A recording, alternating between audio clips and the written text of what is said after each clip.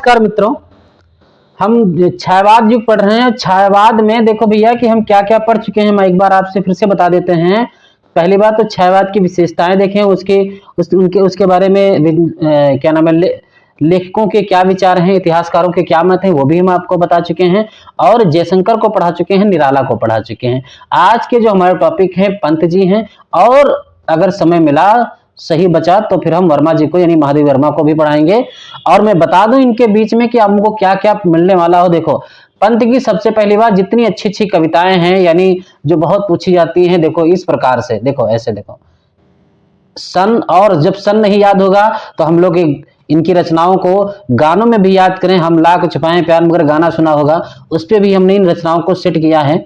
ठीक है, ये मतलब किसी का गाना था, ठीक है, पर मुझे अच्छा लगा तो मैंने वो ले लिया। ये मेरा नहीं बनाया हुआ है, मैं जो नहीं किया मैं उसको अपनी जो है तारीफ नहीं करता हूं, यहाँ पे बताऊंगा अभी बाद में। ठीक है, और ये देखो इनके बारे में संपूर्ण जानकारी पंत को, अब इससे बाहर कुछ नहीं मिलेगा। मैं हर मतलब आप समझें कि कुछ छोटा होगा तो कुछ नहीं छोटा। शुक्ल जी, रामचंद्र शुक्ल ने इनके बारे में एक एक रचना पे जो जो बातें की हैं वो भी आपके सामने मैंने इसमें रख दिया। बस आपको पढ़ना है, तैयार करना है। इससे बाहर आपसे एग्जाम में या यूजीसी नेट में या किसी भी एग्जाम में बैठोगे तो मुझे लगता है 90% इससे ही प्रश्न आपके फंस जाएंगे, कुछ अलग नहीं है। ठीक है, हर किसी के बारे में। चलो तो हम पढ़ते हैं पंत के बारे में। ठीक है, सुमित्रा नंदन पंत। ठीक है, देखो भैया कि पंत का जन्म कब हुआ था, आप जानते होंगे पंत का जन्म कब हुआ था। 1900। मृत्यु कब हुई थी, 1961 में। जयशंकर का जन्म बहुत पूछा गया, जयशंकर का हमने कह दिया भैया 1889 में। ठीक है, उसी प्रकार से सुमित्रा पंत का जन्म कब हुआ, 1900 में। एक बात आपको मैं बताना चाहता हूं कि इनको भैया प्रकृति के सुकुमार कवि यानी प्रकृति का सुकुमार कवि कहा जाता है। यानी प्रकृति को बेहतरीन तरीके से इन्होंने, ठीक है, अच्छी तरीके से अपनी कविताओं में दिखाने की कोशिश की। जो ही पढ़ोगे तो बहुत अच्छा लगेगा। स्थान देखो इनका, कहां इनका जन्म हुआ था, अल्मोड़ा जो कौसानी में पड़ता है। मृत्यु कहां हुई थी, इलाहाबाद में। इनके जो बाल्यकाल का नाम है यानी जो छोटे का, जब छोटे थे तो जो नाम था तो गोसाई दत्त नाम था। क्या नाम था, गोसाई दत्त नाम था। चलो देखो इनकी कुछ इनके बारे में। इनकी जो प्रथम कविता है ये बहुत इंपॉर्टेंट है। प्रथम कविता गिरजे का घंटा जो 1916 में लिखी गई।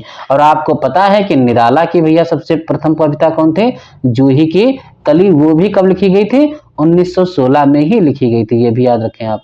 ठीक है, यानी इनकी कविता प्रथम कविता गिरजे का घंटा, निराला की प्रथम कविता जूही की कली, दोनों ही 1916 में लिखी गई थी। अच्छी बात है ना, हाँ अच्छी बात है। चलो आते हैं, अब देखो ये इंपॉर्टेंट है।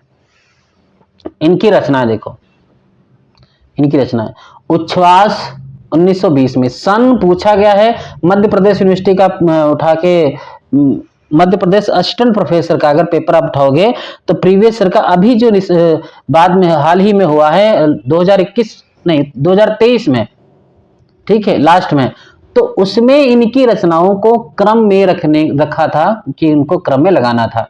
तो याद इनके सन अगर याद है तो अच्छी बात है, बहुत ही अच्छी बात है। सन याद कर लो, जो महत्वपूर्ण रचनाकार है उनके तो सन आपको याद होने ही चाहिए। ठीक है, तो उच्छ्वास और ग्रंथ याद रखना, ये दो कब लिखे गए हैं, 20 में। चाहे उच्छ्वास हो ग्रंथ 20 में लिखे गए। ठीक है, वास और ग्रंथ 20 में। वीणा कब लिखी गई भैया, 27 में। वीणा कब लिखी गई है, 27 में। पल्लव 28 में। पल्लव कब लिखी गई है, 28 में। गुंजन कब लिखी गई भैया, 32 में।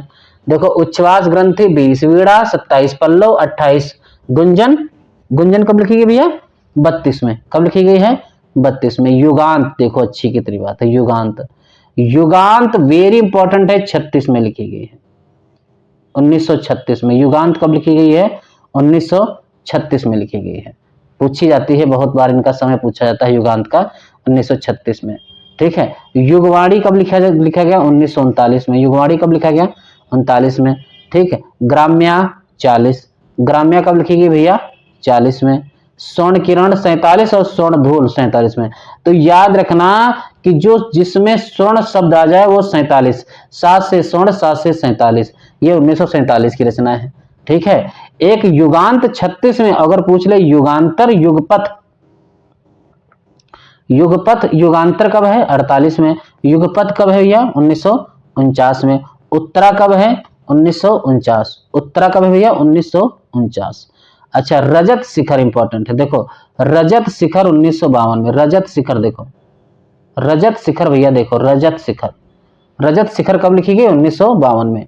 अतिमा 1955, अतिमा 1955, सवर्ण 57, ये बहुत इंपॉर्टेंट है। वाणी इनकी 58 में। अब आप भूल जाओ कोई बात नहीं, ये रचना नहीं भूलना है। कला और बूढ़ा चांद 59 में, लोकायतन 64 में, ये दो रचना नहीं भूलना है। देखो अब मैं इंपॉर्टेंट सन याद कराता हूं। सबसे पहले देखो आपको मान के चलो सब भूल गए तो पहली याद रखना है, यानी ये दो रचनाएं 20 वाली, तो उच्छ्वास और ग्रंथि 20 में हुई, अच्छी बात है। पल्लो भूल जाओ, पल्लो की भूमिका बहुत पूछाता है तो ये भी याद रखना 1928 में है। ठीक है। गुंजन भूल जाओ कोई बात नहीं, युगांत याद रखना, युगांत का समय क्या है 36 में। बाकी अगर और भूल रहे हैं तो थोड़ी सी इधर सीधे बात आ जाए, आप कला और बूढ़ा चांद में, यानी कला और बूढ़ा चांद और लोकायतन नहीं बोलना है, कला और बूढ़ा चांद और लोकायतन 1964, कला और बूढ़ा चांद 1959 में, इंपॉर्टेंट है। अब ये याद चिदम्बरा, चिदम्बरा तो बिल्कुल नहीं भूल सकते हम भैया, क्योंकि चिदम्बरा पे इनको ज्ञानपीठ पुरस्कार मिला है 1968 में। याद रखना चिदम्बरा 1968, सत्यकाम 1975 इनकी रचना है। ठीक है। अब इनकी ये देखो ये रचना इनकी क्रम से नहीं है, ये याद रखना ये रचनाएं क्रम से नहीं है। मैं ये बात कहता हूं, ये सिर्फ रचना याद करने का तरीका है। गाना तो सुना होगा, कौन सा गाना भैया, कि हम लाख छुपाए प्यार मगर दुनिया को पता चल जाएगा, लेकिन छुप छुप के मिलने से मिलने का मजा तो आएगा। कैसे, फिर से समझो कैसे, कि वीणा पल्लव गुंजन युगांत ग्राम्या उत्तराय और युगवाड़ी, लोकायतन चीटी पतझड़, लोकायतन चीटी पतझड़ और चिदम्बरा वीणावाड़ी, है स्वर्ण किरण और स्वर्ण धूल रश्मि बंधु श्री पल्लवनी, बापू के प्रतनों का विहार, बापू की प्रतनों का विहार, युगांतर परिवर्तन श्रमजीवी। तो अगर ये गाना आप याद कर लेते हैं तो बहुत अच्छा रहेगा। इन सबसे रचनाएं, ये सब पंत की ही रचना है। कैसे, कि वीणा पल्लव गुंजन युगांत ग्राम्या उत्तराय और युगवाड़ी, लोकायतन चीटी पतझड़, लोकायतन चीटी पतझड़ और चिदम्बरा वीणावाड़ी, है स्वर्ण किरण और स्वर्ण धूल रश्मि बंधु श्री पल्लवनी, बापू की प्रतनों का विहार, बापू की प्रतनों का विहार, युगांतर परिवर्तन श्रमजीवी। ये सारी की सारी रचनाएं किनकी हैं, पंत की हैं। अब देखो इसमें कुछ महत्वपूर्ण बात है कि पंत की पहली छायावादी रचना, ये इंपॉर्टेंट है। पहली कविता गिरजे का घंटा 1916 में थे। पहली छायावादी रचना इनकी उच्छ्वास आपको पता है कब लिखी गई थी, 1920 में। अंतिम छायावादी गुंजन 39 में। कब लिखी गई थी गुंजन, देखो गुंजन कब लिखी गई, हाँ 32 में लिखी गई। गुंजन कब लिखी गई भैया, 32 में, इंपॉर्टेंट है। अब आपको पता है कि पंत को छायावाद का विष्णु भी कहा जाता है। सुमित्रन पंत की कविता थी ये कौन, भावी पत्नी के प्रति है, ये भी इन्हीं की रचना है, भावी पत्नी के प्रति। ठीक है। सुमित्रानंद पंत याद रखना, सुमित्रानंदन पंत अरविंद दर्शन से प्रभावित है, ये इंपॉर्टेंट है। किस दर्शन से प्रभावित थे, अरविंद दर्शन से प्रभावित थे। पंत जी नव चेतनावाद के जो है प्रचारक हैं, याद रखना नव चेतनावाद के प्रचारक हैं। पंत जी नव चेतनावाद के प्रचारक हैं। ठीक है। एक चीज याद रखना कि पल्लव की, देखो इधर देखो, पल्लव की भूमिका को छायावाद का घोषणा पत्र कहा जाता है, ये इंपॉर्टेंट है। ये थोड़ा इंपॉर्टेंट हुआ कि जो पल्लव की जो भूमिका है उसको छायावाद का घोषणा पत्र भी कहा जाता है। पल्लव ने ही पंत जी की प्रतिष्ठा छायावादी कवि के रूप में की है। पल्लव ने ही पंत जी की प्रतिष्ठा छायावादी कवि के रूप में की थी। किसके बारे में? छायावादी के रूप में पंत जी की प्रतिष्ठा छायावादी कवि के रूप में की थी। किसने? पल्लव ने, याद रखना। और कुछ महत्वपूर्ण बातें हैं, देखो पल्लव काव्य संग्रह को प्रकृति की चित्रशाला, देखो इंपॉर्टेंट, प्रकृति की चित्रशाला कहा गया है। पल्लव जो काव्य संग्रह है उसको क्या कहा गया? प्रकृति की चित्रशाला। पूछा जाएगा कि पंत की कौन सी रचना प्रकृति की चित्रशाला है, तो पल्लव। कौन सी भैया? पल्लव। कौन सी? पल्लव। कौन सी भैया? पल्लव। परिवर्तन, इंपॉर्टेंट, परिवर्तन इस संग्रह की महत्वपूर्ण रचना है। महत्वपूर्ण रचना याद रखना, परिवर्तन जो इस संग्रह की सबसे महत्वपूर्ण रचना है। परिवर्तन यूजीसी नेट में लगी भी हुई है, ठीक है। पंत जी को यह भी याद रखना कि संवेदनशील इंद्रिय बोध का कवि कहा जाता है। संवेदनशील इंद्रिय बोध का कवि किसे कहा जाता है? पंत को कहा जाता है। किसको कहा जाता है भैया? पंत को कहा जाता है। संवेदनशील इंद्रिय बोध का कवि किसे कहा जाता है? पंत को। किसे? पंत को। प्रकृति की चित्रशाला कौन सी रचना है इनकी? पल्लव, ठीक है। पंत, देखो सुमित्रान पंत की कुछ रचनाएं हैं, ये देखो कई श्रेष्ठ रचनाएं, देखो जिसमें एक प्रथम रश्मि है, अभी हमने पढ़ा, छाया, बादल, इन्हीं की रचना है। एक ताग्य, कलख, नौका विहार, बापू के प्रत नौका विहार, झंझा में नीम, ग्राम श्री, पतझर, हिमाद्री आदि, इन्हीं की रचना। यानी प्रथम रश्मि, छाया, बादल, एक ताक, कलख, नौका विहार, झंझा में नीम, ग्राम श्री, पतझर और हिमाद्री, ठीक है। सुमित्रान पंत की आरंभिक कविताएं देखो याद रखना, जो वीणा में संग्रहित हैं, जो आरंभ यानी जो शुरुआत दौर की जो रचनाएं थी वो वीणा में संग्रहित हैं। वीणा जो 27 में लिखी गई थी इनकी, याद रखना। वीणा में पंत ने स्वयं को जिज्ञासु, याद रखना, जिज्ञासु बालिका और प्रकृति को सजीव रूप में चित्रित किया है। इसमें छाया, सरिता, अंधकार, निर्झर, लता, विहग, उषा पर छोटी छोटी कविताएं लिखी हैं सुमित्रान पंत ने। छाया, सरिता, अंधकार, निर्झर, लता, विहग और उषा, ये वीणा में सब कविताएं संकलित हैं। देखो ग्रंथि आपको पता है, ग्रंथि 1920 में लिखी गई है। ग्रंथि कब लिखी गई? 1920 में। एक विरह परक काव्य, ये कितनी अच्छी बात है। कौन सी इनकी रचना विरह परक काव्य है? तो ग्रंथि। कौन सी भैया? ग्रंथि, जिसमें कवि ने अपनी प्रणय वेदना को की स्वच्छंद, देखो जिसमें प्रणय वेदना की स्वच्छंद अभिव्यक्ति की है, याद रखना, स्वच्छंद अभिव्यक्ति की है प्रणय वेदना की, ठीक है। अगली बात आते हैं युगांत। युगांत छायावाद युग के अंत का उद्घोष है। Very important, very important. युगांत छायावाद युग के अंत का उद्घोष है। युगांत के, इंपॉर्टेंट है देखो, युगांत के प्रकाशन से ही प्रगतिवाद का उदय होता है, ठीक है। युगांत छायावाद युग के अंत का उद्घोष है। युगांत के प्रकाशन से ही प्रगतिवाद का उदय होता है, ठीक है, अच्छी बात है। युगांत, अगली बात करते हैं, देखो युगांत भैया, युगांत, युगवाड़ी और ग्राम्या, ये देखो तीन, युगांत चाहे युगवाड़ी वो ग्राम्या, काव्य संग्रहों की शैली और भावबोध प्रगतिवादी चेतना, भावबोध प्रगतिवादी चेतना एवं मानवतावादी चेतना से प्रभावित है। वो चाहे युगांत हो, युगवाड़ी, ग्राम्य, तीनों काव्य संग्रह ये प्रगतिवादी चेतना या मानवतावादी चेतना से प्रभावित है। भावबोध, प्रगतिवादी चेतना और मानवतावादी चेतना से। ये कौन सी रचना है? युगांत, आपको पता है युगांत 36 में आई है। युगवाड़ी कब आई थी? 39 के समय में, ठीक है। ग्राम्या मेरे ख्याल से 37 में आई है, ठीक है। देख लो थोड़ा समय इनका, समय ऐसे एक एक रचना को देखोगे ना तो ज्यादा बढ़िया रहेगा। हाँ देखो, अच्छा ग्राम्या 40 में, युगवाड़ी 39 में, सही है, ठीक है। इधर देखो, युगवाड़ी 39, ग्राम्या 40 में, ठीक है। तो अच्छी बात है ना, कोई दिक्कत नहीं। हाँ, युगांत 36, युगवाड़ी 39, ग्राम्या 40 में। काव्य संग्रहों की शैली और भावबोध प्रगतिवादी चेतना में मानवतावादी है। तो ग्राम्या देखो, ग्राम्या फिर ग्राम्या 1940 में आई। कब आई भैया? 1940 में आई।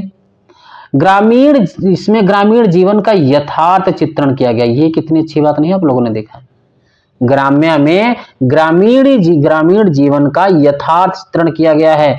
इसकी ग्राम चित्र तथा ग्राम देवता कविताएं प्रमुख हैं। ग्राम्य में एक ग्राम चित्र, एक ग्राम देवता, जो कविताएं प्रमुख है किसमें? ग्राम्य में है। किसमें भैया? ग्राम्य। ग्राम्य जो 1940 में लिखी गई, किसकी? पंत की रचना। ठीक है, और आगे बढ़ते हैं तो ग्राम्य के बाद प्रकाशित अधिकतर रचनाओं पर याद रखना, यानी ग्राम्य के बाद यानी 40 के बाद उसमें अध्यात्मवाद तथा अरविंद दर्शन का प्रभाव नजर आता है। यानी हम कह सकते हैं आगे जो चिदंबरा वगैरह रचना है, कला और बूढ़ा चांद जो रचना है, स्वर्ण किरण और स्वर्ण धूल जो रचना है, इन पे हम अध्यात्मवाद या अरविंद दर्शन का प्रभाव पाते हैं। सबसे इंपॉर्टेंट बात आपके सामने ये मैंने रखी, खादी के फूल। आप सोचोगे किसके फूल? हाँ भैया, खादी के फूल। ये इसलिए महत्वपूर्ण बात है क्योंकि इसमें पंत और हरिवंश राय बच्चन की संयुक्त रचना है। इसी प्रकार से 1961 में एक कौन सी रचना? 1 इंच मुस्कान उपन्यास, जो मनु भंडारी के जो पतिदेव थे, उन्होंने दोनों लोगों ने मिलकर रचना लिखी थी। उसी प्रकार से वो संयुक्त रचना है, ये भी संयुक्त रचना है, खादी के फूल। कौन? पंत और हरिवंश राय बच्चन ने संयुक्त रचना लिखी थी। अच्छी बात है, कोई बात नहीं। मौन निमंत्रण, देखो मौन निमंत्रण इनकी रहस्यवादी कविता, ये बहुत इंपॉर्टेंट है। जो मौन निमंत्रण रचना है ना भैया, इनकी रहस्यवादी रचना है। कैसी है? रहस्यवादी। मौन निमंत्रण में रहस्यवादी है, रहस्यवाद है। मौन निमंत्रण में रहस्यवाद है। 1961 ईस्वी में पंत जी को भारत सरकार द्वारा पद्म भूषण से सम्मानित किया गया था। याद रखना, 1961 में पंत जी को पद्म भूषण से सम्मानित किया गया था। तो क्या फर्क पड़ता है भैया? अच्छी बात है। ठीक है, आप भी करो, आपको भी मिलेगा। ठीक है, कला और बूढ़ा चांद, ये देखो इंपॉर्टेंट क्यों इतनी बातें हैं, यहां पे समझो थोड़ा। यहां पे कला और बूढ़ा चांद 1961 में इनको साहित्य अकादमी मिला। कला और बूढ़ा चांद पे 1961 में ही इनको पद्म भूषण मिला, और 1961 पे कला और बूढ़ा चांद जो इनकी रचना है उस पे साहित्य अकादमी मिला। चिदंबरा 1968 में इनकी रचना को ज्ञानपीठ पुरस्कार दिया गया था। तो यानी 1961 में इनको 2 पुरस्कार मिले, एक पद्म भूषण और दूसरा साहित्य अकादमी। किसके लिए? कला और बूढ़ा चांद के लिए। और 1968 में इनको ज्ञानपीठ पुरस्कार मिला चिदंबरा रचना पे। ठीक है, चलो आगे बढ़ते हैं। युगवाणी संग्रह की कविताओं पर गांधीवाद तथा मार्क्सवाद का प्रभाव दिखाई पड़ता है। युगवाणी संग्रह की कविताओं पर भैया गांधीवाद तथा मार्क्सवाद का प्रभाव दिखाई पड़ता है। चिदंबरा पंत जी की श्रेष्ठ कविताओं का संकलन है, ये बहुत ही इंपॉर्टेंट है। ठीक है, लोकायतन इंपॉर्टेंट है। देखो लोकायतन महाकाव्य महात्मा गांधी के, याद रखना, महात्मा गांधी के जीवन पर आधारित, ये बहुत इंपॉर्टेंट है कि पंत की कौन सी रचना भैया महात्मा गांधी के जीवन पर आधारित है, लोकायतन। अच्छा बताइए कि और कौन सी रचना, कमेंट करके बता सकते हैं आप कि कौन सा उपन्यास जो अपने एग्जाम में लगा हुआ है वो, अच्छा महात्मा गांधी नहीं, वो किसके जीवन पे है? एक उपन्यास भी अपने में है।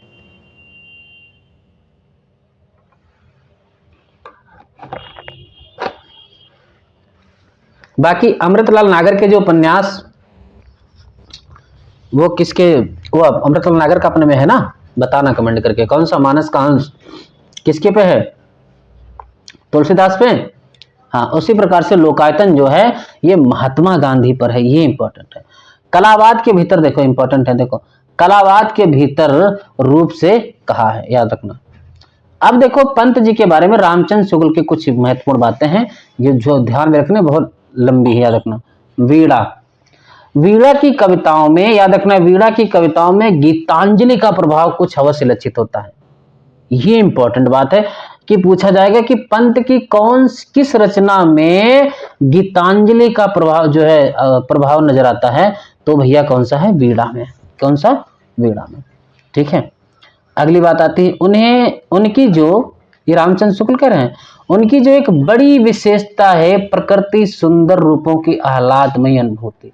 ये बहुत इंपॉर्टेंट, ये कथन देखो, पूछा इतना ही दिया जाएगा आपसे कि उनकी एक बड़ी विशेषता है कि प्रकृति के सुंदर रूपों की आह्लादमयी अनुभूति, यह वह वीणा में कई जगह पाई जाती है। कथन रामचंद्र शुक्ल ने किसके बारे में कहा, या पंत के बारे में या वीणा के बारे में किसका कथन है, तो किसका है, रामचंद्र शुक्ल का। ठीक है, चलो आगे बढ़ते हैं।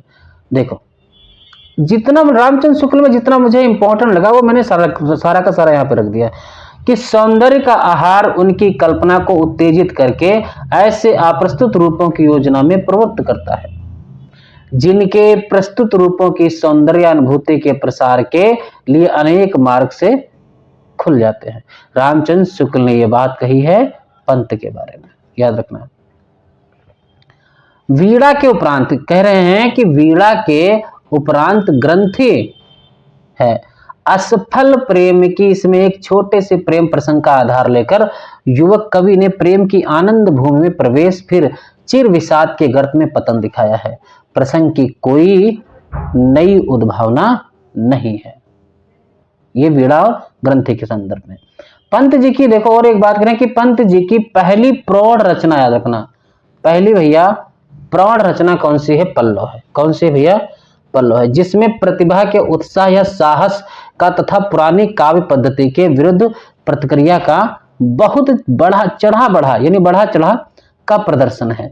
इसमें चित्रमयी भाषा, याद रखना, चित्रमयी भाषा, लाक्षणिक वैचित्र, अप्रस्तुत विधान इत्यादि की विशेषताएं प्रचुर परिमाण में भरी सी पाई जाती है। ये रामचंद्र शुक्ल के सब कथन इंपॉर्टेंट है।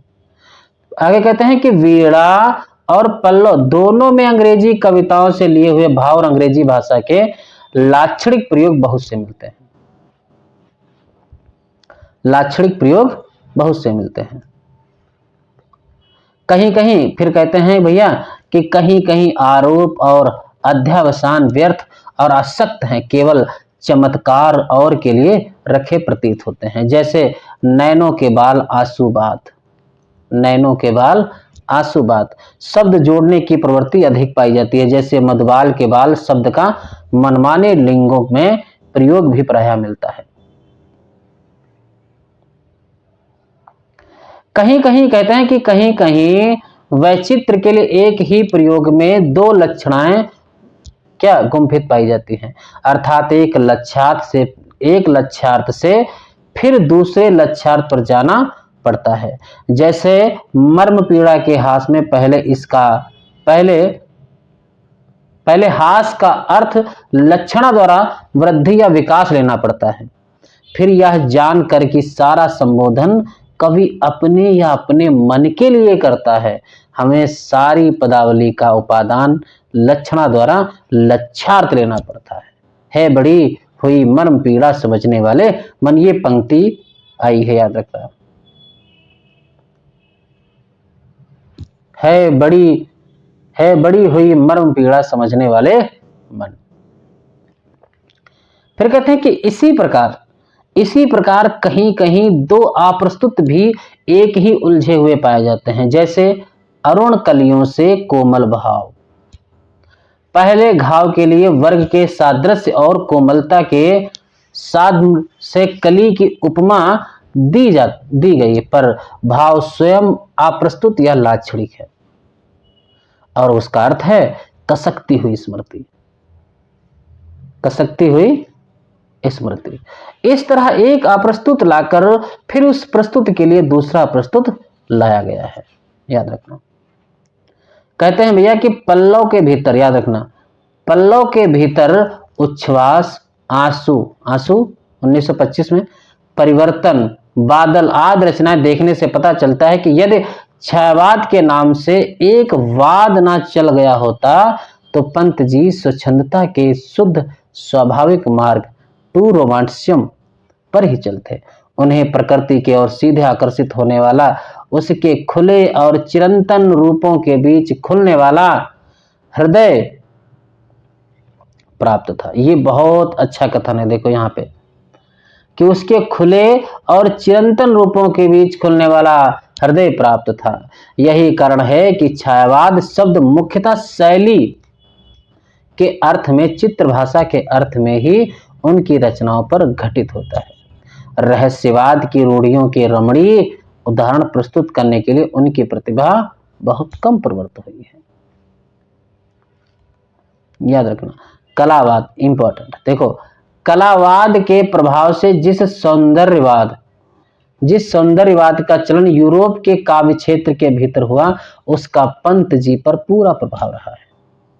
उन्होंने स्पष्ट रूप से कई स्थानों पर सौंदर्य जीवन को अपने जीवन की साधना कहा है। देख लो,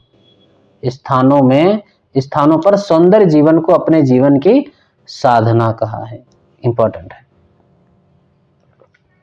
कहते हैं कि प्रकृति चित्रण, याद रखना, प्रकृति चित्रण के संबंध में लिखा है कि छायावाद, देखो इंपॉर्टेंट है, छायावाद के भीतर सब कृषियों में प्रकृति के साथ सीधा प्रेम संबंध पंत जी का ही दिखाई पड़ता है। प्रकृति के अत्यंत रमणीय खंड के बीच उनके हृदय ने रूप रंग पकड़ा है। ये रामचंद्र शुक्ल के कथन है। पर प्रकृति के बीच, इंपॉर्टेंट देखो, प्रकृति के बीच उसके गूढ़ और व्यापक सौहार्द तरु ग्रीष्म को ज्वाला से संतप्त चराचर पर उसकी छाया के मधुर स्निग्ध शीतल प्रभाव तक उसके दर्शन से तृप्त कृषकों के आशापूर्ण उल्लास तक कवि ने दृष्टि नहीं बढ़ाई है।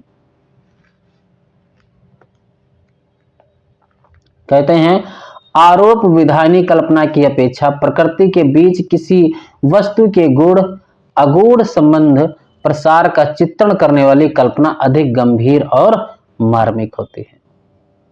ठीक है, कथन इंपॉर्टेंट है। सब रहस्यवाद के संबंध में कुछ लिखते हैं रामचंद्र शुक्ल, पंत जी का रहस्यवाद। देखो क्या बताते हैं। कहते हैं कि पंत जी की रहस्य भावना प्रायः स्वाभाविक ही रही है, स्वाभाविक रही है। वाद का सांप्रदायिक स्वरूप उसने शायद ही कहीं ग्रहण किया हो। पंत जी की रहस्य भावना स्वाभाविक है। ठीक है, सांप्रदायिक नहीं, ऐसी कहते हैं कि ऐसी रहस्य भावना इस रहस्यमय जगत के नाना रूपों को देखकर प्रत्येक सहृदय व्यक्ति के मन में कभी न कभी उठा करते कि व्यक्ति जगत के नाना रूपों और व्यापारों के भीतर किसी अज्ञात चेतन सत्ता का अनुभव सा करता हुआ कवि इसे केवल अतृप्त जिज्ञासा के रूप में प्रकट करता है।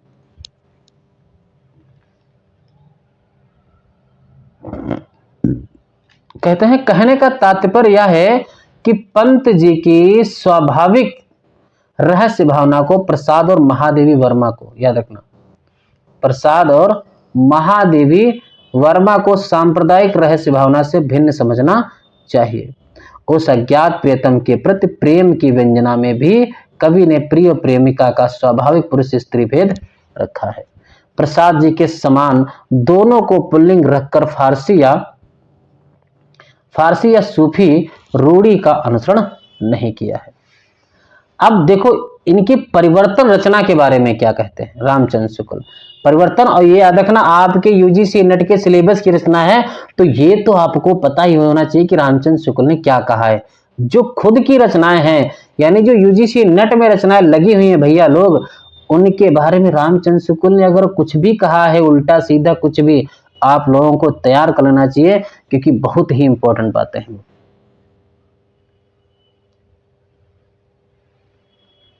ठीक है, बहुत ही परिवर्तन।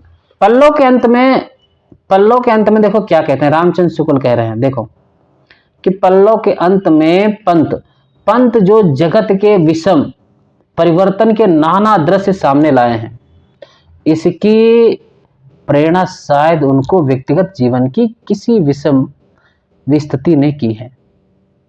जगत की परिवर्तन शीतलता मनुष्य जाति को चिरकाल से क्षुब्ध करती आ रही है। परिवर्तन संसार का नियम है, ये इंपॉर्टेंट है, ये इंपॉर्टेंट। परिवर्तन संसार का नियम है, यह बात स्वतः सिद्ध होने पर भी सदस्यों और कवियों का मर्म स्पर्श करती रही है और करती रहेगी, क्योंकि इसका संबंध जीवन के नित्य स्वरूप से है। जीवन के, अगली बात समझो, जीवन के व्यापक क्षेत्र में प्रवेश के कारण कवि कल्पना को कोमल, कठोर, मधुर, कटु, करुण, भयंकर कई प्रकार की भूमियों पर बहुत दूर तक एक संबंध धारा के रूप में चलना पड़ा है। काव्य में चित्रमयी भाषा सर्वत्र अनिवार्य नहीं है। सृष्टि के गूढ़ अगूढ़ मार्मिक तथ्यों के चयन द्वारा भी किसी भावना को मर्म स्पर्शी स्वरूप प्राप्त होता है। इसका अनुभव शायद पंत जी, देखो पंत जी है यहाँ पे, पंत, शायद पंत जी को इस धारा में चलने वाली लंबी कविता के भीतर हुआ है। ठीक है। गुंजन के बारे में रामचंद्र शुक्ल का एक ही कथन है, ये बहुत इंपॉर्टेंट है, एक बार पूछा भी जा चुका है कि गुंजन में हम कवि का जीवन क्षेत्र के भीतर प्रवेश ही नहीं, उसकी काव्य शैली को भी अधिक संयत और व्यवस्थित पाते हैं। ये रामचंद्र शुक्ल का कथन है। युगांत में देखो क्या कहते हैं, युग का अंत, इसके बाद प्रगतिवाद शुरू हो जाता है। युगांत में हम देश के वर्तमान जीवन में उठे हुए स्वरों की मीठी प्रतिध्वनि जगह जगह पाते हैं। कहीं परिवर्तन की प्रबल आकांक्षा है, कहीं श्रमजीवियों की दशा की झलक है, कहीं तर्क वितर्क छोड़ श्रद्धा विश्वास पूर्वक जीवन पथ पर साहस के साथ बढ़ते चलने की जो है ललकार है। कहीं बापू के प्रति श्रद्धा अंजलि, बापू के प्रति नौका विहार। याद रखना, युगांत में कवि को हम केवल रूप रंग चमक दमक सुख सौरभ वाले सौंदर्य से आगे बढ़कर जीवन के सौंदर्य को सत्याश्रित कल्पना में प्रवृत्त पाते हैं। ये युगांत की बात कर रहे हैं। फिर कहते हैं युगांत में कवि की वाणी में लोक मंगल की आशा और आकांक्षा के साथ घोर परिवर्तनवाद का स्वर भी रहा है। साथ ही वाद की लपेट से अपनी वाणी को कवि ने एक प्रकार से मुक्त कर लिया है। चित्र भाषा और लाक्षणिक वैचित्र के अनावश्यक प्रदर्शन की यह प्रवृत्ति अब नहीं है जो भाषा और अर्थ की स्वाभाविक गति में बाधक हो। ठीक है, तो ये हमारे थे पंत जी। ठीक है, ये हमारे थे पंत जी। वर्मा जी अब हम कल जो है पढ़ाएंगे। आज जो है हम पंत को समाप्त कर चुके हैं। इससे बाहर पंत जी के बारे में मुझे लगता है, ठीक है, कि जितना फैक्ट्स था, वो जितना तथ्य थे, सब आपके सामने मैंने जो है समक्ष रख दिया है। और बाकी जो अब महादेव वर्मा है और अन्य जो छायावादी कवि हैं, उनको हम अगली क्लास में पढ़ाएंगे। और आपको बता दूं एक बात और, आपको मैं समझा रहा हूं, बार बार ये कहता हूं कि आप जितने हम जितने क्लासें ले चुके हैं अभी तक, वो चाहे भारतीय युग, द्विवेदी युग, छायावाद में और उधर नाटक में, उधर निबंध हम संपूर्ण पढ़ा चुके हैं। इस बात को आपको बता दें कि निबंध की हमारी क्लासें हो चुकी हैं। संपूर्ण निबंध यानी जितने निबंध हमारे सिलेबस में लगे हुए हैं, सब निबंध हम पढ़ा चुके हैं। ठीक है, अब और क्या बचा है, भारतीय काव्यशास्त्र में भी कुछ 2-4 टॉपिक पढ़ा चुके हैं। अगले जो हम क्लास अब शुरू करने वाले हैं निबंध के बाद, यूनिट 9 हमारी हो चुकी है। अब हम यूनिट शुरू करने वाले हैं कविता की या फिर नाटक की, दो में से एक शुरू करूंगा और बहुत जल्द ही कल से परसों तक मैं शुरू कर दूंगा।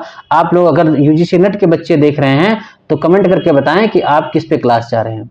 ठीक है, इसी फॉर्मेट में कुछ नहीं छूटेगा, उसमें मैं बता देता हूं। फिर नाटक में अब क्योंकि निबंध पे उतनी महत्वपूर्ण बातें नहीं थी, पर नाटक में लोगों के विचार क्या हैं, ठीक, वो जरूर आपको मिलेंगे, ठीक, जिनके महत्वपूर्ण हुए। चलो यहीं तक रखता हूं और बाकी जो है हम कल पढ़ेंगे।